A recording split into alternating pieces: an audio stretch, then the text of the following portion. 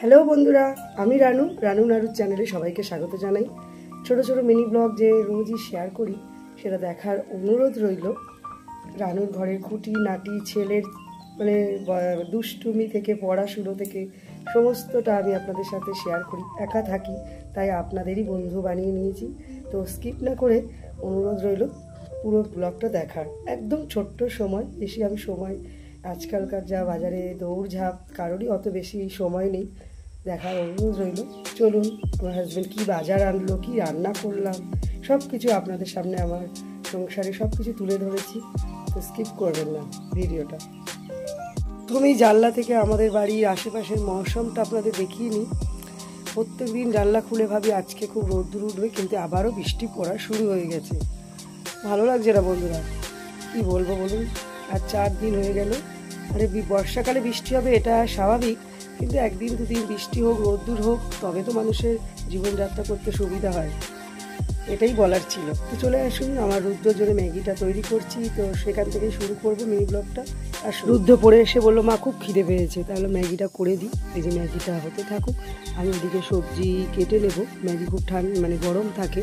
দেখুন আমার সারা বারান্দাতে জামা কাপড় মেলা, আর আলো জ্বালিয়ে আমাকে ঘরে সবজি কাটতে হচ্ছে, বুঝেছেন। তারপর সব গুছিয়ে নিয়েছি। আজকে ডিম সোয়াবিন করবো। আমাদের 3 জনের এত প্রিয় এই খাবারটা, এটা পেলেই আমাদের আর কিছু চাই না। আমাদের ঘরের 3 জনেরই একই রকম রান্নাবান্না পছন্দ, তার জন্য আমাদের খুব একটা খেতে ঝামেলা হয় না। এদিকে পুঁই শাকের ডাঁটার পাতাগুলো হলুদ হয়ে গেছিলো, ফেলে দিয়ে শুধু ডাঁটা আলু দিয়ে মাছের তেলটা করলাম। আমার ছেলে পড়ে এসে আবার লিখছে, তারা ম্যাম কাজ দিয়েছে। ম্যাগিটা ঠান্ডা হয়ে গেছে, দেখুন খাবারের দিকে খুব খিদে পেয়েছে, খাইয়ে দিয়ে আমিও ডিম ভাজা রুটি খেয়ে নিলাম। তারপর এইদিকে একটা কালো কড়া, এটা মাছের তেলের জন্যই এই কড়াটা আমি রেখে দিই, মাছের তেলটা এতেই করি। এদিকে ভাত হয়ে গেছে, এবার ডিমের ঝোলটাই খালি বসানো বাকি আছে, তো ডিমের ঝোলটাও বানিয়ে ফেলবো। ডিমটা ভেজে তুলে নিয়েছি, আলুগুলোও নুন হলুদ দিয়ে ভেজে নিচ্ছি। এই যে সোয়াবিন পেঁয়াজ মশলা সব একসাথে কষে, এই রান্নার রেসিপিটা আমি আগেও আপনাদের সাথে শেয়ার করেছি, খেয়ে দেখবেন। এইভাবে ডিম সোয়াবিন দিয়ে মাংস আরও অনেক সব কিছু রান্না ফেল।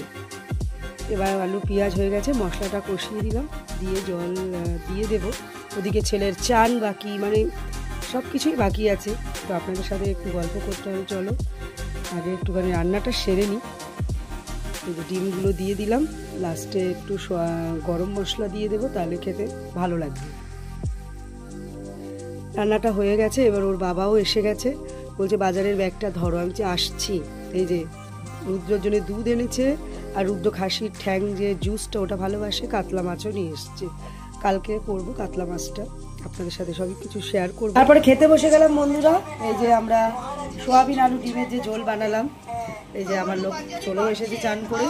পাতে দিয়েছি এই যে পুঁই শাক দিয়ে মাছের তেলটা করেছিলাম, ওটা দিয়েছি, আর বাটিতে সোয়াবিন আলু তরকারি দিয়েছি। আর একজন সোয়াবিন খাচ্ছে, আমিও খেতে বসে গেছি। বন্ধুরা মিনি ব্লগটা ভালো লাগলে কি করতে হবে, একটু শেয়ার করে দিও বন্ধুরা, আর আপনারাও খেয়ে নেবেন। শুভ দুপুরের শুভেচ্ছা। এই ব্লগটা তো প্রত্যেক দিন পরের দিন যায়, তো খেয়ে নেবেন বন্ধুরা আপনারা। শুভ দুপুর, ভালো থাকবেন।